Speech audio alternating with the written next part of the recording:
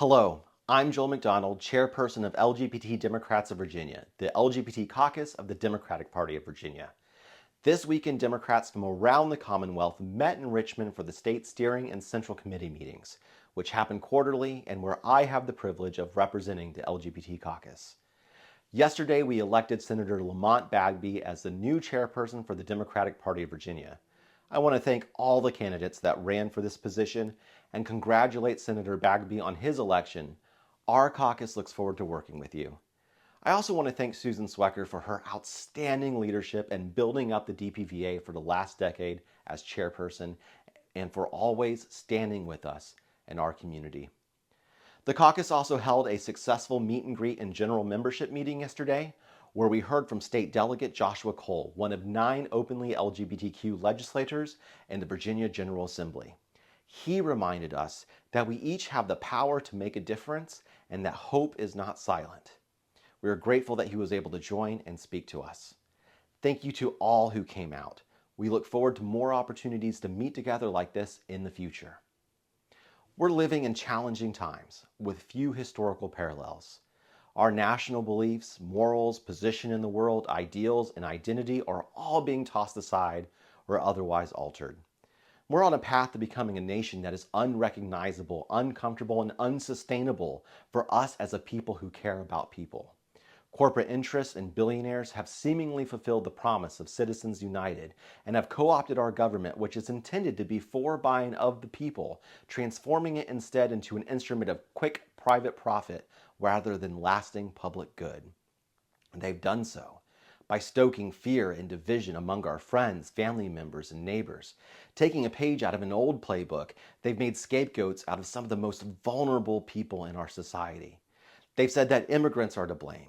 They said that we should fear people who are transgender. They say that we shouldn't learn or talk about what it means to be a minority in this country and that Black history, women's history, and LGBTQ history needs to be erased. They've mandated that recognition of gender is only based on one's genitalia seen at birth, tossing aside the science that begs us to understand the complex realities of gender and gender identity. They're seeking to overturn Obergefell, to again make marriage unequal throughout the country. They're attempting to once again remove transgender service members from active duty, ignoring their bravery and sacrifice on behalf of our nation, for which they should be thanked and not targeted. They're trying to overrule healthcare professionals to withhold life-saving, gender-affirming care from youth and limit access to this care for adults. They're looking to end federal support for healthcare programs that provide education, prevention, and treatment for sexually transmitted diseases like HIV, programs that we know save lives and money. As a caucus, we are, of course, laser focused on issues impacting the LGBTQ community. The reality is, every issue impacts our community. When federal workers are illegally fired, it impacts our community. When farms lose access to government subsidies, it impacts our community. When access to health care is limited, it impacts our community. When workers' rights are trampled on, it impacts our community. When homes are too expensive, interest rates too high, and the grocery bill is exorbitant, it impacts our community. So how do we fight back? This question has probably weighed heavily on you. It's likely you've gone through some expression of mourning following November's election. I mean, we delivered in Virginia. How could we be where we are today? What more can we do? And there have been a lot of talking heads giving their assessments about what happened and what needs to happen. I'm not going to try to give some definitive analysis or plan, but I think everything starts with remembering that hope is more than a political catchphrase. We have to identify what our hopes are and then decide to act in ways to turn our hopes into reality. Our actions can take many forms. Showing up to meetings like what we held yesterday is an action. Making a donation or volunteering with a campaign is an action. Protesting outside your representative's office is an action. Speaking with your neighbors or sending postcards, letting them know about what's happening and inviting them to resist is an action.